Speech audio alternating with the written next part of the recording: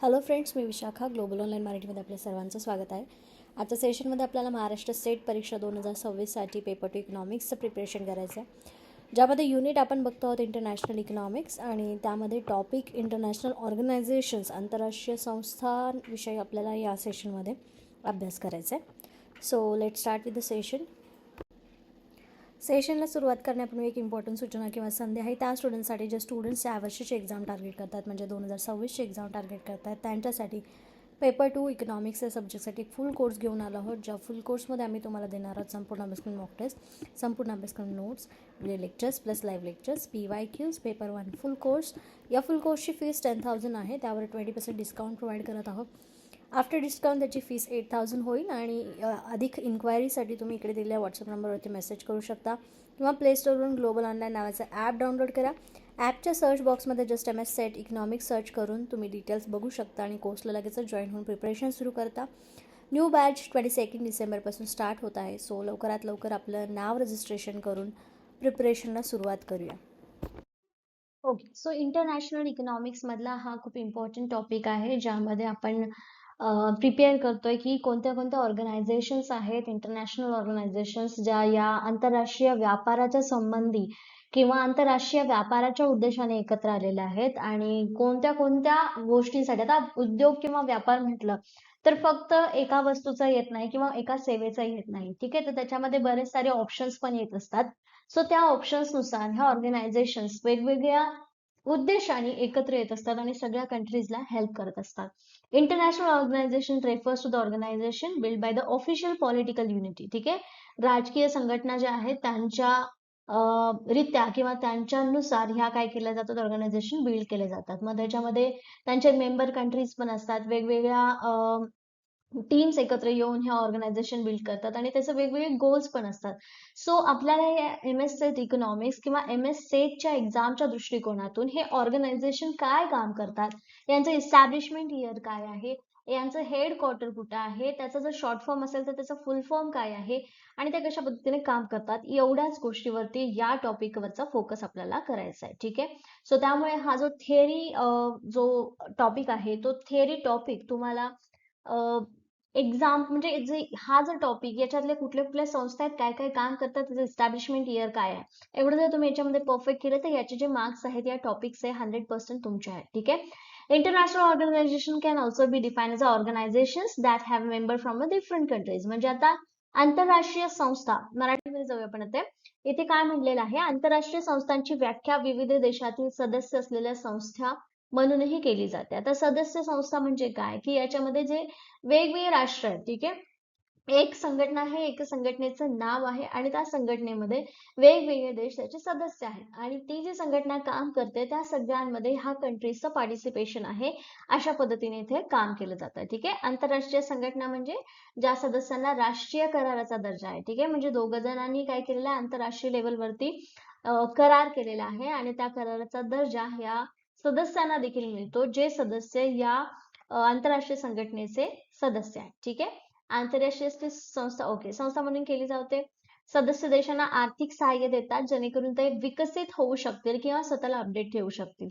आता इथे काय काम करतात या आंतरराष्ट्रीय संस्था? आता आंतरराष्ट्रीय संस्था या एकमेकांना सदस्य म्हणजे आर्थिक दृष्टिकोनातून सहाय्य देत असतात, ठीक आहे. कशासाठी? तर ग्रो करण्यासाठी. समजा एखादी कंट्री आहे जिला नॅचरल कॅलॅमिटीजनी किंवा नॅचरल डिझास्टरनी पूर्णपणे नष्ट केले, किंवा त्यांचं खूप नुकसान झालेलं आहे, आर्थिक नुकसान झालेलं आहे.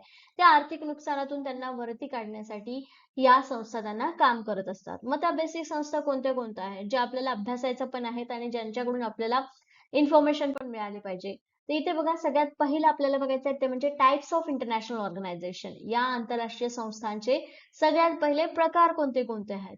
आता याच्यामध्ये प्रकार आहेत, म्हणजे कोणते प्रकार आहेत? एक तर आहे इंटरनॅशनल गव्हर्नमेंट ऑर्गनायझेशन, ठीक आहे.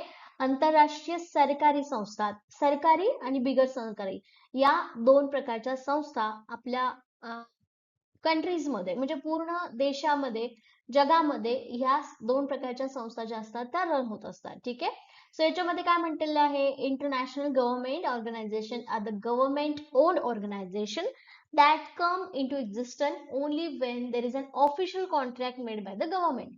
आता याच्यामध्ये काय आहे, सो ज्या संस्था किंवा ज्या संस्थेमध्ये गव्हर्नमेंटचा हस्तक्षेप आहे, जो काही करार झालेला आहे किंवा गव्हर्नमेंटचे इनिशिएटिव्ह आहेत, त्या इनिशिएटिव्ह वरती ही संस्था जर चालत असेल, तर ती संस्था कशी आहे? गव्हर्नमेंटची संस्था आहे. जसं इथं आहे IGO, ठीक आहे. आता युनायटेड नेशन्सची संस्था आहे. आता ही युनायटेड नेशन्स ऑर्गनायझेशन हे काय आहे? तर ही गव्हर्नमेंटनी बनवलेली संस्था, युनायटेड नेशन्सच्या गव्हर्नमेंटनी बनवलेली संस्था आहे, ज्याच्यात आपण सगळे काय आहोत? पार्टिसिपंट्स आहोत, सदस्य आहोत, मेंबर आहोत.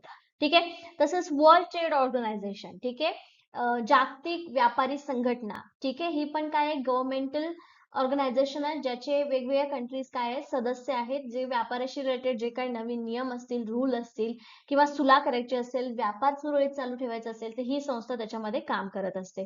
सो अशाच पद्धतीने गव्हर्नमेंटचं इंटरव्हेन्शन किंवा गव्हर्नमेंटने चालवलेल्या ज्या संस्था आहेत, गव्हर्नमेंटचा त्याच्यात हस्तक्षेप असतो, त्यांना आपण इंटरनॅशनल गव्हर्नमेंट ऑर्गनायझेशन किंवा आंतरराष्ट्रीय सरकारी संस्था असं म्हणतो. ठीक आहे. दुसरा प्रकार आहे आंतरराष्ट्रीय नॉन गव्हर्नमेंटल ऑर्गनायझेशन, असरकारी किंवा नॉन गव्हर्नमेंटल ऑर्गनायझेशन. ठीक आहे. सो याच्यामध्ये as a government organization, government based organization. Non-governmental organization consist only individuals. They do not contain any form of involvement of government and businesses. आता याच्यामध्ये ज्या संस्था आहेत त्या कशा आहेत? गव्हर्नमेंटचा त्याच्यामध्ये हस्तक्षेप नसतो. त्या संस्थेचं जे काही योगदान असेल त्यामध्ये गव्हर्नमेंट कुठल्याही प्रकारे पार्टिसिपेशन करत नाही. ठीक आहे. इंडिव्हिज्युअल व्यक्ती किंवा इंडिव्हिज्युअल 2-4 व्यक्ती एकत्र येऊन ही संस्था फॉर्म करतात आणि इंटरनॅशनल लेवलला ते घेऊन जातात आणि इंटरनॅशनल लेवलला वेगवेगळ्या देशातले सदस्य त्याचा पार्ट होऊ शकतात. त्यांच्या टर्म्स अँड कंडिशन्स नुसार किंवा त्यांच्या वर्किंग नुसार, त्यांच्या बेसिक एलिजिबिलिटी नुसार ते त्याचे सदस्य राष्ट्र होऊ शकतात. जसं की ते एक्झाम्पल घेतलेलं आहे, एक्झाम्पल ऑफ एनजीओज. आता एनजीओज म्हणजे काय आहे त्या? तर नॉन गव्हर्नमेंटल ऑर्गनायझेशन. जसं की इथं बिंगो आहे. बिंगो काय आहे? Business oriented non governmental organization. ठीक आहे. जे तुमच्या व्यवसायाशी रिलेटेड पण गव्हर्नमेंट नसणाऱ्या संस्थांशी रिलेटेड असणारी संस्था आहे, ज्याचं नाव आहे बिंगो. ओके. दुसरा आहे रिंगो. रिंगो काय आहे? Religious oriented non governmental organization. ठीक आहे. जी धार्मिक संस्थांशी किंवा धार्मिक दृष्टिकोनातून एक संस्था काम करते, जे नॉन गव्हर्नमेंटल ऑर्गनायझेशन आहे.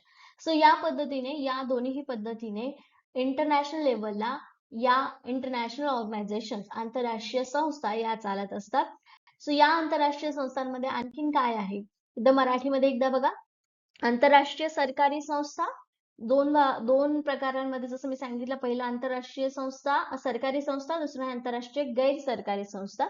सरकारी संस्था जिथे सरकारचा मालकी हक्क असतो किंवा सरकारचा अधिकृत करार असतो किंवा सरकारचा तिथे हस्तक्षेप असतो. ठीक आहे. युनायटेड नेशन्स म्हणजे UN, WTO म्हणजेच वर्ल्ड ट्रेड ऑर्गनायझेशन हे त्याचं बेस्ट एक्झाम्पल आहे. ठीक आहे. आणि आपण जो अभ्यास करणार आहोत तो मोस्ट स्पेसिफिकली रिलेटेड असणार आहे आंतरराष्ट्रीय सरकारी संस्थांशी, कारण त्याच्यावरतीच आपण प्रिपेअर करतोय किंवा त्याच संस्था दुसऱ्या देशांना मदत करतात वेगवेगळ्या गोष्टीतून, वेगवेगळ्या दृष्टिकोनातून, इकॉनॉमिकली किंवा त्या व्यक्तींना किंवा त्या कंट्रीला स्टेबल बनवण्यासाठी, स्ट्रॉंग बनवण्यासाठी इकॉनॉमिकली. ठीक आहे. आणि आंतरराष्ट्रीय गैरसंस्था कोणत्या आहेत? त्या सुद्धा स्टेबल, स्ट्रॉंग बनवण्यासाठीच करतात, पण त्याच्यामध्ये कुठल्याही प्रकारचं सरकारची हेल्प नसते. ते स्वतः त्याच्यातून काम करत असतात. ठीक आहे. इंडिव्हिज्युअल व्यक्ती. Then next, list of international organization and their headquarters. आता इथे मी जी हेडक्वार्टर्सची लिस्ट दिलेली आहे, ती लिस्ट आहे ती खूप म्हणजे नॉर्मल आहे. याला मी टेबल फॉर्मॅट मध्ये या एक्झामची, या सॉरी, आपल्या या लेक्चरच्या सगळ्यात शेवटच्या पेजवरती मी ते टेबल फॉर्मॅट मध्ये मांडलेलं आहे मराठीमध्ये. तरी पण मी एक फॉर्मॅलिटी म्हणून इथं रीड करून दाखवणार आहे की United Nations development programme which was establish in 1965 and it headquarter is in New York city, USA. ठीक आहे. आता याचं काय आहे? United Nations development programme, UNDP. तुम्हाला माहिती आहे HDI काय आहे किंवा HDI आपल्याला पुढे बघायलाच मिळणार आहे. HDI हा इंडेक्स आहे ज्याच्यावरती मानवाची डेव्हलपमेंट, माणसं या इकॉनॉमीमध्ये राहणारे जे काही जीव आहेत, ठीक आहे, ह्युमन्स आहेत, त्या ह्युमन्सची डेव्हलपमेंट झाली आहे का, कशा पद्धतीने झाले, त्याचा इंडेक्स किती लेवलवर झाले, हे सगळं मोजण्यासाठी हे जो इंडेक्स मापनासाठी काढलेला आहे, तो त्याचा पूर्ण रिपोर्ट UNDP काय करत असते? पब्लिश करत असते. ठीक आहे. तर UNDP हा त्याचा काय आहे? शॉर्ट फॉर्म आहे. ठीक आहे. म्हणजे ह्याचे इनिशियल्स घेतलेले असतात. आंतरराष्ट्रीय संस्था जेव्हा तुम्ही अभ्यासता त्यावेळेस मोस्टली हे अशाच पद्धतीने केले जातं. UNDP. ठीक आहे, युनायटेड नेशन्स डेव्हलपमेंट प्रोग्राम. ठीक आहे, याचं फुल इस्टॅब्लिशमेंट म्हणजे स्थापना कधी झाली होती, तर 1965 मध्ये याची स्थापना झाली होती आणि हेड क्वार्टर आहे न्यूयॉर्क सिटी, USA. तर या टॉपिक वरती क्वेश्चन्स कसे विचारले जातात तुम्हाला, एक तर त्याचा फुल फॉर्म किंवा त्याची कार्य काय काय आहेत. ही युनायटेड नेशन्स डेव्हलपमेंट प्रोग्राम आहे, याची कार्य खालीलपैकी कोणती आहेत. मग 2-3 कार्य असतील, त्याच्यापैकी 2 कार्य जर बरोबर असतील तर त्याचे 2 कोड्स तुम्हाला सिलेक्ट करायचे असतात. ठीक आहे. दुसरा आहे United nations population fund which was establishment. आता युनायटेड नेशन्सचा लोकसंख्या फंड असा एक संस्था आहे, जिचं सुद्धा हेडक्वार्टर आहे न्यूयॉर्क सिटी, USA. मधलीच न्यूयॉर्क सिटी मध्ये तिचं हेडक्वार्टर आहे. जेव्हा तुम्ही USA मध्ये जाल तर बऱ्याच ठिकाणी असे त्यांचे वेगवेगळे मोठमोठे ऑफिस दिसतील, कारण तिथले ते हेडक्वार्टर्स आहेत या स्पेसिफिक आंतरराष्ट्रीय संस्थांचे. ठीक आहे. Establishment year 1969. त्याच्यानंतर world food programme which was establish in 1961 and has its headquarter in Rome and Italy. ठीक आहे. फूड अँड ऍग्रिकल्चर ऑर्गनायझेशन म्हणजे अन्न आणि कृषी संस्था 1945 मध्ये स्थापित झाली होती आणि त्याचं हेडक्वार्टर आहे रोम आणि इटली. त्याच्यानंतर 5वा आहे इंटरनॅशनल लेबर ऑर्गनायझेशन, आंतरराष्ट्रीय कामगार संघटना. याचं इस्टॅब्लिशमेंट आहे 1919 आणि it's has a headquarter in Geneva, Switzerland. Most of the headquarters are in New York city, USA and Geneva, Switzerland. ठीक आहे. इटलीमध्ये पण हेडक्वार्टर्स आहेत. आता ह्या सगळ्या संस्था ज्या आहेत त्या त्या क्षेत्रामध्ये त्यांचं काम करत आहेत. ठीक आहे. प्रत्येकाला मी सांगेल इथे, हेच पेज मी इथे मराठीमध्ये ट्रान्सलेट केलेलं आहे की आंतरराष्ट्रीय संस्था आणि त्यांचे मुख्यालय इथे अवेलेबल आहे. ठीक आहे. UNDP, United nations population fund, जागतिक अन्न कार्यक्रम संस्था. हे फक्त मी एक्झाम्पल साठी दिलेलं आहे, तुम्हाला प्रिपेअर जे करायचं आहे ते इकडे आहे. ठीक आहे. ओके. सो याच्यामध्ये world health organization which was established in 1948 and its headquarters is in Geneva, Switzerland. ठीक आहे. वर्ल्ड हेल्थ ऑर्गनायझेशन काय करते, जे हेल्थ रिलेटेड ज्या काही गोष्टी असतील किंवा नवीन वॅक्सिनेशन असेल, याचं व्हॅलिडेशन या ऑर्गनायझेशन थ्रू होतं. एखादी जागतिक काय म्हणतात आपला रोग आला तर त्या जागतिक रोगापासून वाचवण्यासाठी काय करता येईल, त्याच्यासाठी मेडिसिन्स कुठल्या आहेत, त्याच्यासाठी व्यवस्थित थेरपी कुठली आहे, काय काम करते ही संघटना, हे सगळं म्हणजे आरोग्याशी रिलेटेड जे काही रूल्स रेग्युलेशन्स असतील ती ही संस्था संपूर्ण इंटरनॅशनल लेवलला, आंतरराष्ट्रीय लेवलला काय करत असते, काम करत असते. ठीक आहे. World bank which was establish in 1944 and has its headquarter in Washington DC. ठीक आहे. वॉशिंग्टन DC USA मधलीच एक सिटी आहे ज्या ठिकाणी याचं हेडक्वार्टर आहे वर्ल्ड बँक. आता वर्ल्ड बँकेचं काय काम आहे, यू ऑलरेडी नो एव्हरीवन. ठीक आहे. सगळ्यांनाच माहिती आहे ह्या वर्ल्ड बँकेचं काम काय आहे. फक्त जिथे म्हणजे वर्ल्ड बँकेचं काम फक्त पर्सनल सेव्हिंग बँक्स किंवा लॉकर सांभाळणे हे नाही आहे. ठीक आहे. वर्ल्ड बँक म्हणजे सगळ्या बँकांची सगळ्यात मोठी बँक आहे. सगळ्यांना जेव्हा गरज लागेल त्यावेळेस ही फायनान्शियल हेल्प करते. ठीक आहे. International maritime organization which was establish in 1948 and has its headquarter in London, United Kingdom. ठीक आहे. UK मधील लंडन या ठिकाणी ही मेरीटाईम ऑर्गनायझेशन आहे. World tourism organization. आता याच्यामध्ये जे विचारल्या जाणाऱ्या संस्था आहेत एक्झाम मध्ये त्या मोस्टली कोणत्या आहेत, world trade organization, world health organization, world bank, UN, त्याच्यानंतर UNDP, ह्या सगळ्या एक्झाम मध्ये विचारल्या जातात. these all are for your information. ठीक आहे. World tourism organization was establish in 1974 and headquarter is Madrid, Spain मध्ये आहे.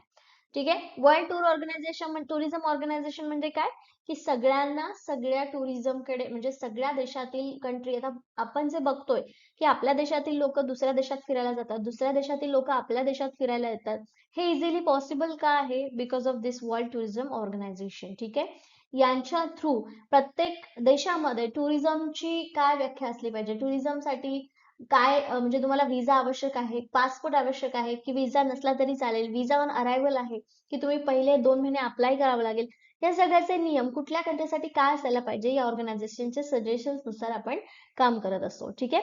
United Nations women's which was establish in 2010 and has its headquarter in New York city, USA. आता ही UN संस्था आहे women's, जी काम करते वुमेन्सच्या एम्पॉवरमेंटसाठी किंवा त्यांच्या भल्यासाठी. ठीक आहे. जी इस्टॅब्लिश झाली होती 2010 मध्ये. अशा वेगवेगळ्या संस्था आहेत आंतरराष्ट्रीय लेवलच्या, पण यातली प्रत्येक संस्था ही that is not related to the specifically economic development. प्रत्येक संस्था इकॉनॉमिक डेव्हलपमेंटसाठी आहे का? नाही. यातले प्रत्येक संस्था ही त्याचं वेगवेगळं काम करते, पण डेफिनेटली इकॉनॉमिक डेव्हलपमेंटला ही हेल्प करते. सपोज इथे एक एक्झाम्पल आपण घेतलं की वर्ल्ड हेल्थ ऑर्गनायझेशन, तर ही काय करते, ह्युमन जे त्या कंट्रीमध्ये काम करतायत किंवा त्या कंट्रीमध्ये राहत आहेत, त्यांची हेल्थ कशी आहे, त्यांची हेल्थ जर व्यवस्थित असेल तर ऑटोमॅटिक त्यांच्या कामाला प्रोग्रेस मिळेल. कामाला प्रोग्रेस मिळालं की ऑटोमॅटिक इकॉनॉमी बूस्ट करेल. इकॉनॉमिक बूस्ट केली की रोजगार चांगला मिळेल, त्यांचं राहणीमान सुधारेल आणि ऑटोमॅटिक इकॉनॉमी सुद्धा डेव्हलप होईल. सो अशा पद्धतीने ह्या वेगवेगळ्या आंतरराष्ट्रीय संस्था ह्या एकमेकांशी इंटरकनेक्टेड आहेत. अशा पद्धतीने त्या काय करतात, काम करतात. Okay okay. सो इथे एकदा जागतिक आरोग्य संघटनेची स्थापना, तेच मी मराठीमध्ये केलेलं आहे, 1948 हायलाइट करून ठेवायचं आहे. जागतिक बँकेची स्थापना 1944 आणि हेडक्वार्टर कुठे आहे, Washington DC USA. Okay. Second आहे आंतरराष्ट्रीय सागरी संघटना, ज्याची स्थापना झाली होती 1948. मुख्यालय आहे युनायटेड किंगडम, लंडन. ओके.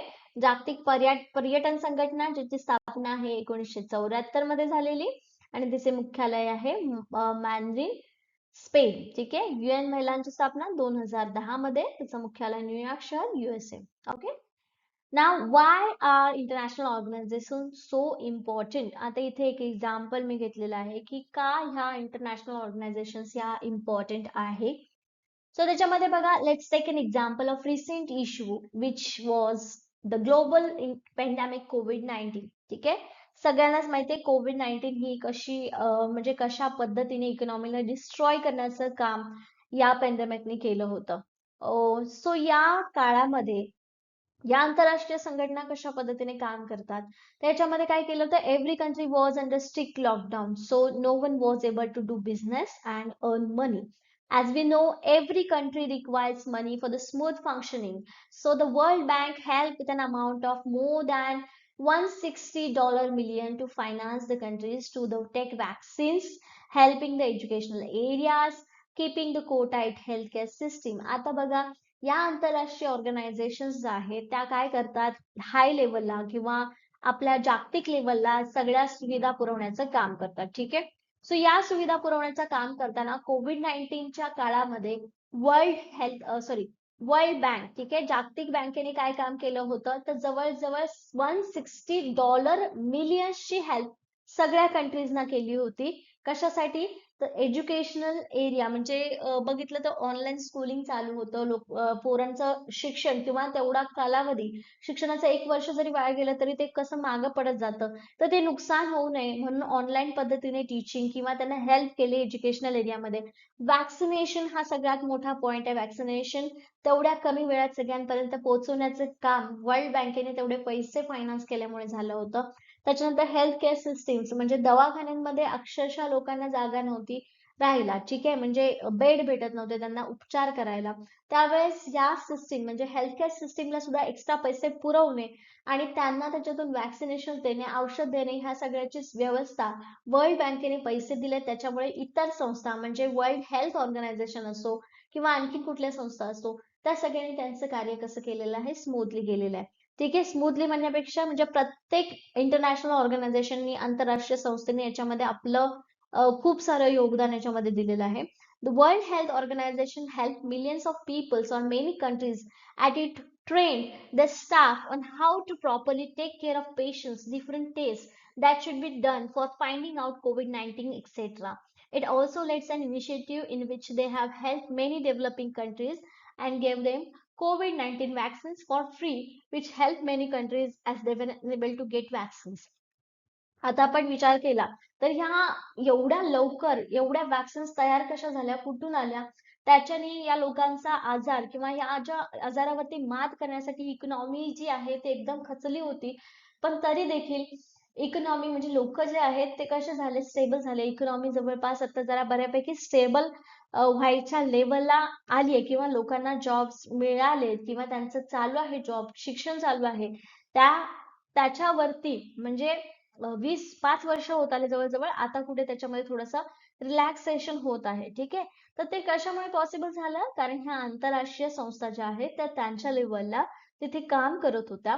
त्यांनी हे पैसे पुरवले, त्यांनी ह्या हेल्थ केअर सुविधा पुरवल्या. हेल्थ केअर वर्ल्ड हेल्थ ऑर्गनायझेशननी काय म्हणतात सेट ऑफ रूल्स किंवा कशा पद्धतीने तुम्ही या सिच्युएशनला किंवा या पॅन्डेमिकला हेल्थच्या दृष्टिकोनातून सामोरे जाऊ शकता याचे सगळे पूर्ण तुम्हाला प्रिकॉशन्स सांगितले होते.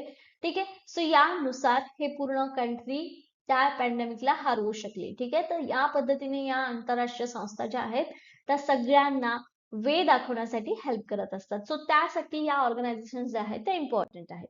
ओके. आंतरराष्ट्रीय संस्था का महत्वाच्या आहेत मग याचं मी एक्सप्लेनेशन दिलेलं आहे. त्याच्यात बेस्ट एक्झाम्पल आहे जागतिक कोविड महामारी. कुठली आहे? कोविड-19. ठीक आहे. कोविड-19 ची सिच्युएशन पूर्ण डोळ्यासमोर आला आणि ती जी सिच्युएशन पूर्णपणे क्लिअर झालेली आहे ती या मोठमोठ्या ऑर्गनायझेशनमुळे आंतरराष्ट्रीय लेवलच्या संस्थांमुळे हे काय झालेलं आहे पॉसिबल झालेलं आहे. ठीक आहे. सो याच्यामध्ये काय आहे लॉकडाऊनच्या वेळेस पूर्ण फायनान्शियल हेल्प करण्यासाठी वर्ल्ड बँक सारखी आंतरराष्ट्रीय संस्था काम करत होती आणि जागतिक आरोग्य संघटनेशी रिलेटेड ज्या काही कामं होते ते सगळे आरोग्य संघटनेने पूर्ण केलेले आहेत. ओके. ओके. सो जे काही आतापर्यंत आपण शिकलो त्याचा हा सारांश आहे असं म्हटलं तर तुम्हाला चालेल आणि हा सारांश तुम्हाला तुमच्या डोळ्यासमोर नेहमीच ठेवायचा आहे या टॉपिक मधले 100 मार्क्स घेण्यासाठी. 100 मार्क्स म्हणजे जेवढे काही क्वेश्चन्स या टॉपिक वरचे येतील त्या सगळ्याचे मार्क्स तुम्हाला जर मिळवायचे असतील तर तुम्हाला या प्रिपरेशन मध्ये करावं लागेल. ठीक आहे. म्हणजे या टेबलचं प्रिपरेशन अगदी डोळे झाकून पाठ करावं लागेल. जसं की संयुक्त राष्ट्र संघटना म्हणजेच UN ज्याचे स्थापनेचं वर्ष 1945, मुख्यालय आहे न्यूयॉर्क, अमेरिका, USA. ठीक आहे. सो याचं कार्य काय आहे जागतिक शांतता सुरक्षा मानवी हक्क यांचा विकास करणं. ठीक आहे. म्हणजे काय की एखाद्या ठिकाणी कुठला जसं की अतिरेकी हल्ला किंवा कुठल्या तरी अणुबॉम्बचा एखादा हे केला वॉर चाललंय दोन कंट्रीज मध्ये तर या सगळ्यांना कंट्रोल करण्यासाठी किंवा हे टाळण्यासाठी सगळ्या कंट्रीजची सुरक्षितता हे करण्यासाठी न्यूयॉर्क UN ही संघटना काय करते काम करते आणि स्थापना कधीची आहे 1945 ची. ठीक आहे. त्याच्यानंतर जागतिक बँक काय तुम्ही जर जागतिक बँकेचं महत्व आणि कार्य तर मी ऑलरेडी तुम्हाला एक्सप्लेन केलेलंच आहे. 1944 मध्ये हे स्थापनेचं वर्ष आहे आणि वॉशिंग्टन DC अमेरिका मध्ये त्यांचं हेडक्वार्टर आहे आणि कार्य काय आहे आर्थिक आणि तांत्रिक मदत विकासासाठी करणं हे या बँकेचं किंवा ह्या संस्थेचं काम आहे. त्यानंतर सगळ्यात महत्वाची जी आपली आंतरराष्ट्रीय संस्था आहे जी सगळ्याच कंट्रीजच्या इकॉनॉमीसाठी एक हात आहे सपोर्ट आहे मोठा तो म्हणजे आंतरराष्ट्रीय नाणेनिधी ज्याला आपण IMF इंटरनॅशनल मॉनिटरी फंड म्हणून ओळखतो. ज्याची स्थापना आहे 1944 ला वॉशिंग्टन DC अमेरिका इथे मुख्यालय आहे. जागतिक आर्थिक सहकार्य आणि स्थिरता आणण्यासाठी IMF मदत करत असते. ज्या पद्धतीने जागतिक बँक आर्थिक मदत करते तसंच नाणेनिधी आंतरराष्ट्रीय नाणेनिधी सुद्धा जागतिक आर्थिक सहाय्य करण्यासाठी मदत करते. नाणेनिधी संस्था जी आहे ती काय करत असते मोस्टली जे त्यांचे सदस्य राष्ट्र आहेत त्यांना मदत करते. जागतिक बँक सगळ्यांना मदत करते. ठीक आहे. जागतिक आरोग्य संघटना WHO वर्ल्ड हेल्थ ऑर्गनायझेशन 1948 स्थापना जिनिव्हा स्वित्झर्लंड त्याचं मुख्यालय हेडक्वार्टर आहे आणि याचं काम काय आहे जागतिक आरोग्य आणि रोग प्रतिबंध. ठीक आहे. त्याच्यानंतर जागतिक व्यापार संघटना WTO 1995 ह्याचं स्थापनेचं वर्ष आहे. जिनिव्हा स्वित्झर्लंड यांचं हेडक्वार्टर आहे आणि आंतरराष्ट्रीय व्यापाराचं नियमन करणं जसं मी सांगितलं की दोन कंट्रीज मध्ये जर व्यापार चाललाय तर त्या व्यापारामध्ये काय रूल्स असले पाहिजेत किंवा त्यांनी कुठला एखादा रूल फॉलो नाही केला तर त्याचं कसं नुकसान होऊ शकतं या पद्धतीने हे काय केलं जातं नियमन केलं जातं वर्ल्ड ट्रेड ऑर्गनायझेशन थ्रू. ठीक आहे. युनेस्को बद्दल तुम्ही ऐकलं असेल. युनेस्कोची स्थापना झालेली 1945 मध्ये हेडक्वार्टर आहे पॅरिस फ्रान्स आणि यांचं मेन काम आहे शिक्षण विज्ञान संस्कृती संवर्धन. शिक्षणामध्ये जे काही बदल होत असतील विज्ञानामधील नवीन गोष्टी स्टुडंट्सला शिकवायच्या असतील किंवा पुढच्या पिढीला हे करायचे असतील आणि संस्कृती संवर्धन तुम्ही बघितलं असाल युनेस्कोनी या ठिकाणी या हिस्टोरिकल प्लेसला युनेस्को म्हणजे संस्कृतीचा वारसा दिलेला आहे. युनेस्को हेरिटेज म्हणून वारसा मिळालेला आहे याला. तर ते ही युनेस्को संस्था आहे जी वास्तू आहे किंवा एखादी संस्कृती जी आहे जी पुढच्या पिढीला ती समजावी किंवा त्याचं जपवणूक व्हावी जतन व्हावं असं वाटतं त्यासाठी ही संस्था काम करते. त्यासाठी ही संस्था फंडिंग करते. त्याला आवश्यक गोष्टी आहेत तर तिथे प्रोव्हाइड करते. सो अशा पद्धतीने ही युनेस्को संस्था तिथे काम करते. त्याच्यानंतर युनिसेफचं स्थापना आहे 1946. न्यूयॉर्क अमेरिका हे त्याचं मुख्यालय आहे. बाल कल्याण, शिक्षण आणि आरोग्य सुधारणा ह्याच्यावरती ही युनिसेफ काम करते. मोस्टली आता बघा 14 वर्षाखालील मुलांना कामगार म्हणजे काम करू द्यायचं नाही, शिक्षण आवश्यक आहे. 18 वर्ष पूर्ण झाल्याशिवाय ते कुठलेही अ, असं म्हणजे अवजड काम किंवा ज्या ठिकाणी धोका आहे, या ठिकाणी काम करू शकत नाही. यासारखे जे रूल्स इम्प्लिमेंट झालेले आहेत सगळ्या ठिकाणी, ते युनिसेफ सारख्या इंटरनॅशनल संस्थांमुळे ते काय झालेले आहेत, लागू झालेले आहेत. ठीक आहे. त्यानंतर आंतरराष्ट्रीय कामगार संघटना, इंटरनॅशनल लेबर ऑर्गनायझेशन, ज्याची स्थापना झाली होती 1919 मध्ये. हेडक्वार्टर मुख्यालय आहे जिनिव्हा, स्वित्झर्लंड. कामगार हक्क आणि आंतरराष्ट्रीय श्रम मानके, की मिनिमम वेजेस किती असले पाहिजे, त्याच्यानंतर लेबरला जो काय म्हणजे किती तास काम केलं पाहिजे, त्याच्यानंतर काय काय गोष्टी त्याच्यामध्ये इन्क्लूड केल्या पाहिजेत, जे लेबर लॉज आपण वेगवेगळे बघतो, ह्या सगळ्या लेबर लॉज वरती काम करण्यासाठी आंतरराष्ट्रीय संघटना काम करते. त्याच्यानंतर अन्न व कृषी संघटना, फूड अँड ऍग्रिकल्चर ऑर्गनायझेशन, स्थापना 1945. रोम, इटली मुख्यालय आहे. अन्न सुरक्षा आणि कृषी विकास यांच्यावरती ही संस्था भर देते किंवा काम करते मोस्टली. त्याच्यानंतर जागतिक हवामान संघटना, वर्ल्ड मेटरॉलॉजिकल ऑर्गनायझेशन, ज्याची स्थापना आहे 1950 मध्ये, जिनिव्हा, स्वित्झर्लंड त्याचं मुख्यालय आहे. हवामान, पर्यावरण, हवामानशास्त्र याच्याद्वारे दाखवलं जातं. आता पुढच्या वेळेस उन्हाळा खूप कडक आहे, यावर्षी पाऊस खूप कमी झाला, त्याच्यानंतर इकडून हे वादळ आलेलं आहे, समुद्रामध्ये हे सध्या वादळ आलेलं आहे, या सगळ्याची इन्फॉर्मेशन आपल्याला कुठून मिळते, तर हवामान खात्यातून मिळते. पण मग याच्याशी रिलेटेड जे काही गोष्टी आहेत, त्यांचे निर्णय किंवा त्याच्यावरती काय करता येईल किंवा कसं टाळता येईल, त्याच्यावरती रिसर्च करणं, हे सगळे काम कोण करतं, तर ही जागतिक हवामान संघटना करत असते. ठीक आहे. आणखीन एक म्हणजे या चार्टमध्ये आणखीन काही संघटना जसं की आंतरराष्ट्रीय अणुऊर्जा संस्था. ठीक आहे. तर याची स्थापना जी आहे ते 1957 मध्ये झाली होती. याचं जे मुख्यालय आहे ते व्हिएना, ऑस्ट्रिया इथे आहे आणि इथे अणुऊर्जेचा सुरक्षित वापर, अप्रसार म्हणजे अणुऊर्जा जी आहे ती जपणूक किंवा त्याच्याने कोणालाही धोका होऊ नये यासाठी जे काय काम करते ते आंतरराष्ट्रीय अणुऊर्जा संस्था काम करते. ठीक आहे. युरोपियन युनियन, EU म्हणून ओळखलं जातं, युरोपियन युनियन, ज्याची स्थापना झाली होती 1993 मध्ये. त्याचं मुख्यालय आहे ब्रुसेल्स, बेल्जियम. आणि याचं मुख्य कार्य किंवा याचं जे कार्य आहे ते आहे युरोपीय राजकीय आणि आर्थिक सहाय्य करणे. ठीक आहे. राजकीय म्हणजे पॉलिटिकल आणि आर्थिक सहकार्य करणे, या दोन्ही प्रकारचे काम ही संस्था करत असते. त्याच्यानंतर पेट्रोलियम निर्यातदार देश संघटना, ओपेक ज्याला आपण म्हणतो, तर ऑइल अँड पेट्रोलियम एक्सपोर्ट संघटना. ठीक आहे. याची जी स्थापना आहे ती 1960 ला झाली होती. Vienna, Austria. सेम म्हणजे आंतरराष्ट्रीय अणुऊर्जा संस्थाप्रमाणेच त्याचं मुख्यालय ऑस्ट्रिया इथे आहे. आणि तर याचं जे महत्वाचं कार्य आहे ते आहे सदस्य देशांसाठी तेल उत्पादन धोरण समन्वय साधण्यासाठी ओपेक संघटना काम करते. त्यानंतर आशियातील दक्षिण पूर्व संघटनांचा संघ, 1937 ला ही संस्था फाउंड झाली. एकत्रित येऊन सगळ्यांनी याच्यावर काम केलं. जकार्ता, इंडोनेशिया ह्याचं मुख्यालय आहे आणि प्रादेशिक आर्थिक राजकीय सहकार्य करणं हे या संस्थेचं कार्य आहे. एशियन प्रमाणे सार्क ही संघटना काम करते, दक्षिण आशिया प्रादेशिक सहकार्य संघटना, ज्याचं एस्टॅब्लिशमेंट इयर आहे 1985. काठमांडू, नेपाळ इथे त्याचं मुख्यालय आहे सार्कचं. आणि आर्थिक सामाजिक विकासासाठी प्रादेशिक सहकार्य करण्याचं काम ही संघटना करत असते.